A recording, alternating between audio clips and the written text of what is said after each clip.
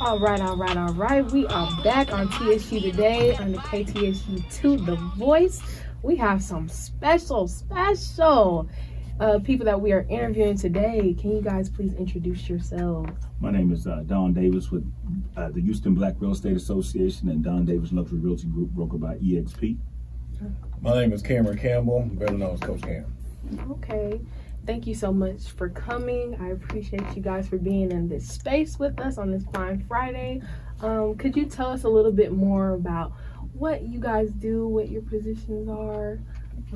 Well, both of our positions are very similar in the fact that Coach Cam and I, we're all about giving back to our communities. And that starts with where we came from and where we started. So mine has spiraled into the real estate segment, and where we're all about helping the deficit in black homeownership in the United States is at an all-time low.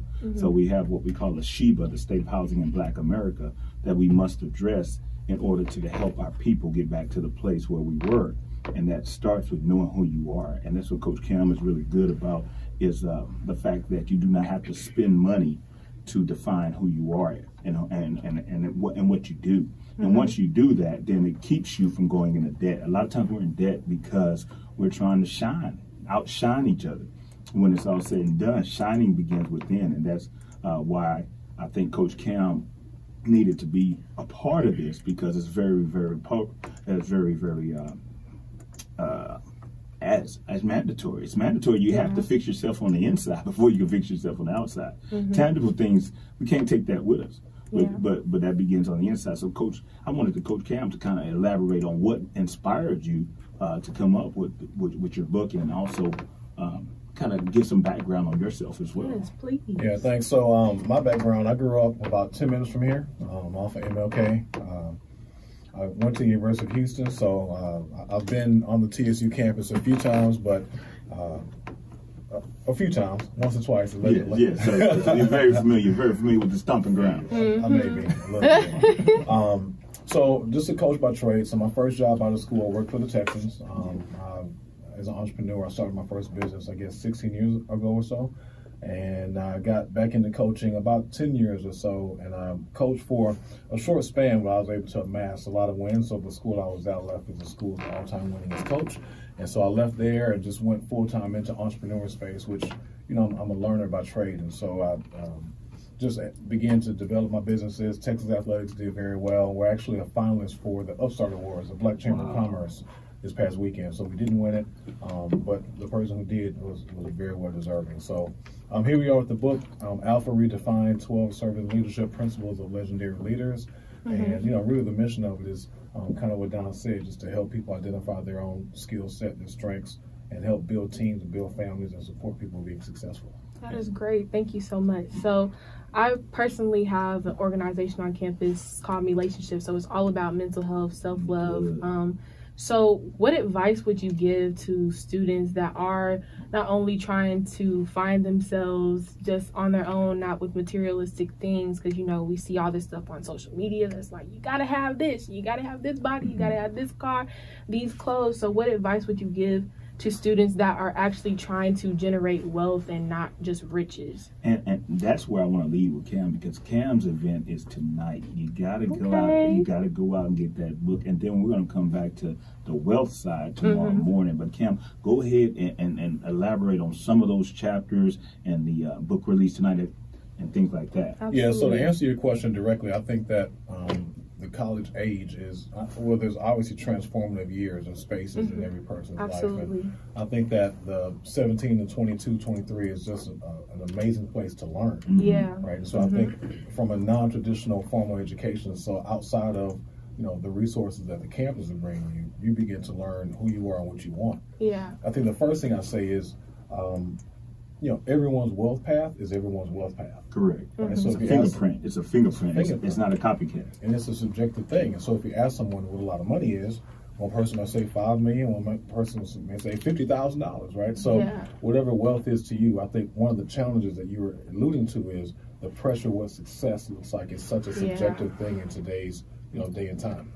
Exactly. I know a Texas Business Hall of Fame young man named Robert Smith out of Austin, Texas. He owns He's actually the wealthiest black man in Texas, and wow. and though I admire him, if I was to try to go out and become the wealthiest black man in Texas tomorrow, that's, you know, they say you get out on the track, you're gonna pull a muscle. That's not for me, and God kind of blesses us at our time to achieve that wealth. But that also goes back to the mental health aspect that you're bringing to the people on campus. Yeah, you got to have a healthy sense of mind to realize some peace is important. You know, it's a lot of miserable millionaires, but at the same time, if you can strategize your bills and your finances to where you have peace, then you're cooking with gas, as they say, versus cooking with electric, because now you've set up yourself to minimize stress. You see what I'm saying? So you definitely have to have that. But Cam, you mentioned servant leadership. What's that all about? So servant leadership is a leadership principle or philosophy that ultimately says that some of the best leaders lead by giving. Yes. Right? So an example of that, when I was coaching, the first thing that we would do for Fridays for pregame, once we got the meals in from moms, is we would set the table up and then we would serve our players. Wow. Right. So the idea of before you go compete for us for 3 hours, let's make sure that we humble ourselves and serve you. Wow. That's nice. So it's impactful. And I think that, you know, kind of going back to your question, as it pertains to wealth, is, you know, this is the very best time to begin to save. You know, for you know, that 19 to 23, this is the very best time to save. You can make so many mistakes at 19 to 20 and 22 and recover at 23, where, you know, by the time you get into your late 20s or 30s, you know, some of that trajectory of compound interest, which I'm sure we'll talk about here momentarily, has just been cut off. And so the first thing I'd say is the skill set that you get in college, living below your means, struggling. We talked about saving money. I remember saving money for a campus special. Ooh, dark time. And dark chicken. Like, I can't afford a breast. So nowadays they said that you out the mud. So this was the mud. This is the mud. The season, the dirt. Yeah. Exactly. So you know, if you can understand that a part of the struggle is the struggle itself. Yes. One of the books I read recently is called "The Obstacle Is the Way." Wow. Right, so it's a book about Stoicism, which Marcus Aurelius is one of like the principal founders of Stoicism. And so understanding that as logical as people try to make decisions, almost every decision we make is an emotional decision. Exactly. Yeah. Right? So whether they realize it or not. So if we can approach each of the decisions that we make independent of our emotions, we can typically make better decisions. Right. So as it applies to real life, if you are on that 10-cent ramen package, which we already had before, right? And then if I can at least eat one less pack, that's I can save a dime. Because usually if you're on ramen, that's an effect of a bad emotional decision you made earlier during the week. My ramen story. Not a ramen story. And don't get me wrong, mine was Jack in the Box tacos, but ooh, those are good. You cannot sleep on the Jack in the Box. I ran through a $3,500 meal plan. Yes. In October. Oh wow! Okay. Ooh, yeah. Okay. All right. Well, on that note, I just want to talk a little about you and your book. Can you tell us a little bit about what's it about? What inspired you to write it? For sure. So I've been called an alpha all my life, and I think for years I just had a misunderstanding of what the word meant. Right. And so. One day, some years ago, my wife, who were dating then, we were talking. It was very early, and she was like, "You're such an alpha." And I was like, I thought it was an insult, and I was like, "No, I'm not your mama." You know what I'm saying? I'm not saying that's me. You know what I'm saying? So, so your mother-in-law is she's a G, right? Exactly. So, you know, just that sent me down really a rabbit hole of understanding what that word meant, and I think our culture. Just has such a distorted view of what the word alpha is, and sometimes they get it right, but for the most part they just don't, right? And so, you know, political thoughts aside, you know, grabbing women by the you-know-what does not make you an alpha. Neither does leveraging interns or, you know, leveraging folks to abuse, right? That is not what an alpha is. And so I think that the people that we celebrate oftentimes in our culture, kind of going back to that off-air conversation we had, right? That doesn't make you an alpha. And so I began to learn about servant leadership and what servant leadership is, which obviously we talked about on the previous segment. And ultimately, I ended up looking at the leaders that I respect. So number one, I know about me, I don't follow weak authority. No, right? me neither. So if you can't tell me where we're going and how to get there, I can't follow you. I can't support you. And so I began to look at these different people that I thought were just so dope, so unique, that had this unique skill set. and I began to marry those people to these principles that I mapped out, right? And so from Puff Daddy to Jay-Z, to people who physically look like alphas, right? So you think about like Muhammad Ali, great example. So Muhammad Ali, great looking guy. He was like 6'2", 6'3", muscular, scrappy, from the Midwest, who kind of had a drawl, was rich, was a world champ, right? Exactly. So married beautiful women. I think he was married 4 or 5 times, and each wife was more beautiful than the one previously. And so by those definitions in our culture, that's an alpha. Correct. Right? I can physically dominate you. I'm rich. I can outspend you. I can have what I want. But by my definition, that's not what makes him an alpha. What makes him an alpha is refusing to enlist in the Vietnam War in 1967. Exactly. Being able to say no. Being able to say no, was stripped of all his belts, faced jail time at the height of his career. Yeah. Right. So very similar to the whole Kaepernick struggle. Like that's what makes Cap an alpha way more than any other performance on the field. That stuff comes and goes. You can't be bought. You can't be bought. Right. And so the servant leadership principle that we tied to Muhammad Ali is being a sacrificer. And so sometimes, you were talking earlier about mental health and how to begin to understand yourself. The best part of this book is it's really a great litmus test for young students, right? And understanding who I am, where my skill sets are. And I think contrary to popular belief, leadership can be developed. Right? So some people are born with it, but it is a skill that you can develop. Absolutely.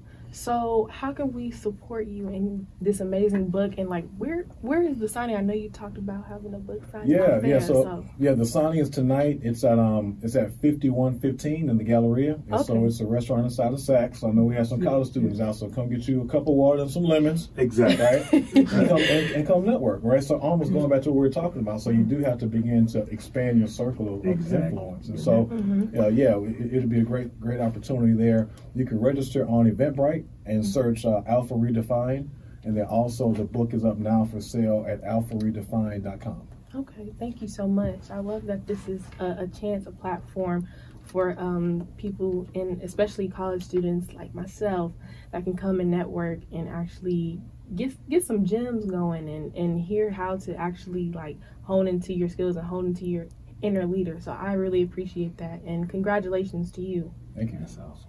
That's awesome. So, Mr. Don, I got some questions for you. Yes, ma'am. Yes, ma'am. Mr. Real Estate, I love it. We talked a little bit about how students can basically build wealth instead of just riches. So, I just wanted to know, from your perspective, what is the difference between riches and wealth? It all goes back to being an alpha. You have to know who you are. You have to be able to look in the mirror, know who you are, and know what your goals are. Have a plan. You write down and put in action. I think the sporadic home buyer, well, I shouldn't even say home buyer. Of course, I'm a real estate agent, and I'm part of Houston Black Real Estate Association, so we always tie everything back to real estate. But let me go ahead and say the consumer in general should do a lot less sporadically. I've heard in some advertising that even though we have the biggest spending power, but they have to do less marketing to us because we just fall for anything. Yeah. So I think part of that is the lack of self-esteem, and you have to know who you are. You also have to lead by example. Like he's talking about servant leadership, that is so important. In real estate, we always run into people who own their own real estate companies. I happen to own my own real estate company. Then I went to work for someone else again. And people say, how can you do that? You make more when you own your own company. But what you realize also, you make even more sometimes when you're a servant. That servant leadership is so true. Absolutely. And if I push your company, if I push your station, if I push your school to the next level, my reward is going to come from God. So, so servant leadership is very, very important. And you just got to know who you're doing it for and why you're doing it. And that's what you're going to experience. When you come over here Saturday, tomorrow morning, the Wealth Building Extravaganza is all about servant leadership. And the reason I say that is these are Houston Black real estate agents. These are Black real estate agents that make plenty of money. Plenty of money.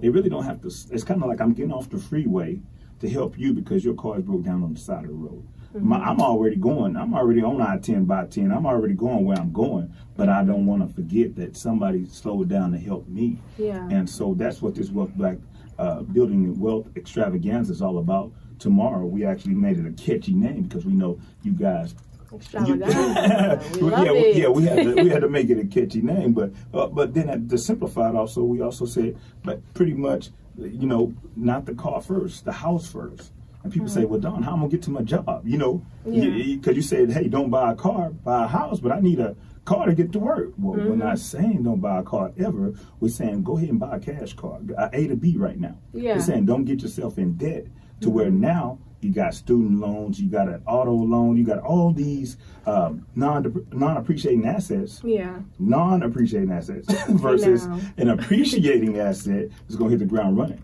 I also teach at the real estate school, and by 18 years old, I have other nationalities in my class. As soon as they walk the stage in May, June 1st, they're getting their real estate license. That's the difference between other cultures and us.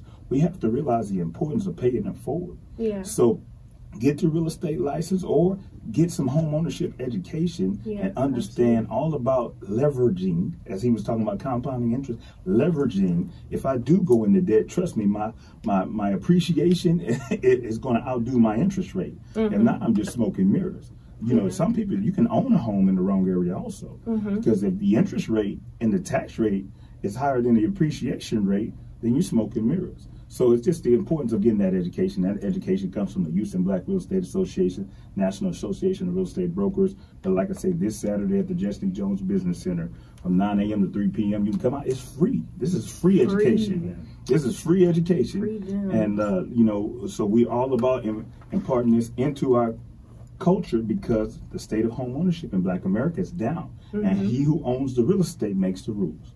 Yeah. That's very true. Thank you so much for that. It's so important to get educated about wealth and home ownership and things like that, especially in the Black community. We didn't have the foundation of wealth like, you know. Yeah, other cultures. We got distracted. I would just say we got distracted because actually where we're sitting actually was one of the wealthiest communities in Houston at one time. So we need to get it back. Yes. Yeah, so as far as your book, I just wanted to know how Building Alpha and your book ties into generational wealth and just building that. Yeah, that's a good question. So I want to back up a bit and kind of go back to what Don just said.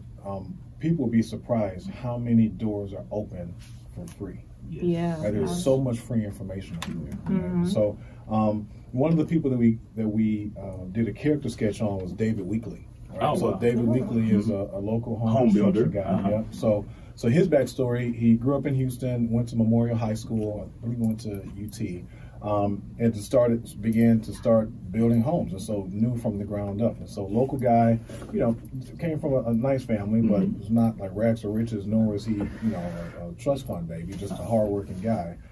And he talks about the process of getting into home construction in the 80s when, you know, the market was booming and just going through every single wave of the economy, which is a you know, natural process. It goes up and down. And he said that one of the last downs he had in the early 2000s, he began to understand that I'll be okay, I'll recover my money, but am I living in my purpose? Exactly. Right? So as I build this wealth, when the wealth tide comes back, what do I do with it? Yeah. And so the character trait, the principle we give him is that of stewardship. So David Weekley has meant a lot to me personally. He actually put the seed money up to open a nonprofit that I did some work for a number of years here in Houston. He also has made a lot of investments in the Third Ward area, one of which is a Forge for Families. Wow. Yeah, so I started my turkey drive 6 years ago. Didn't know what I was doing, just knew I wanted to help the South Side again, so I grew up. What's the name of that turkey drive, by the way, before? Yeah, go ahead. Sorry. Shameless plug. Yeah. That's a sis action. Yeah. So it's a Coach Cam Cares turkey drive. We have it at the Presbyterian Fields off of 288 and Reed, like right there in that corner. 288 and Reed. 288 and Reed. So it's perfect. Drive in, get you a turkey. We'll put it in the trunk. Keep on going. Going to defrost it. Coach Cam Cares. Coach Cam Cares turkey drive. Yeah. Yes. So giving back is important, and that's something I learned from David Weekley personally. And so with that being said, you know, in his story, he talks about not giving out of the looking for receiving back, but just giving from the joy of his heart, and and what comes back on the other side is overflowing. Exactly. Nothing like a surprise blessing, I see. Yeah. The best. Nothing like a surprise blessing. Yeah, absolutely. I love it. One thing I wanted to ask is, how was the process like setting up this event? Okay. I'm just curious. Well, for the wealth extravaganza, Yeah. it's very thorough. We basically have to get all of the top Houston Black real estate agents in the greater Houston area to come to TSU. And then at the same time, we also have the president of the National Association of Black Real Estate Agents. And then Mayor Turner is also involved in the economic development of making sure there's grant money for first-time home buyers. So there's a lot that goes on behind the scenes to help out SHEBA. Don't forget that acronym, SHEBA, State of Home Ownership in Black America. Google SHEBA, State of Home Ownership in Black America. So all that all ties together to make sure we don't degentrify. You know, basically to where you have communities that were once majority black, no longer black. You know what I mean? So we want to make sure that you can afford to live here. And what you have to watch into with developers is that the property taxes don't get so high that you can't afford to live in your own neighborhood. So we do all that. There's also the Houston Trust Fund that's coming out. It's going to allow people to go ahead and stay in acres homes and things like that. So there's a lot that goes on behind the scenes. I guess you asked me what goes on to the wealth extravaganza, more than I can say in 5 minutes. I know you got to come out and you got to check it out for yourself. Tomorrow 9 a.m. to 3 p.m. Got to catch these gems yourself. Well, thank you guys so much for being at the show. We appreciate you coming in. Thank you for having us. Thank you for having us. Being some great alpha men, some very powerful, prestigious men. We love it, but not only tonight. Alpha. Absolutely. Pull up on us 5115 and such. Yes, y'all do not want to miss it. You do not want to miss these great gems. Thank you so much. That is it for today for TSU Today. Once again, I am Janiyah Britton, and we will see you once again next week starting on Monday, 12 to 1 p.m.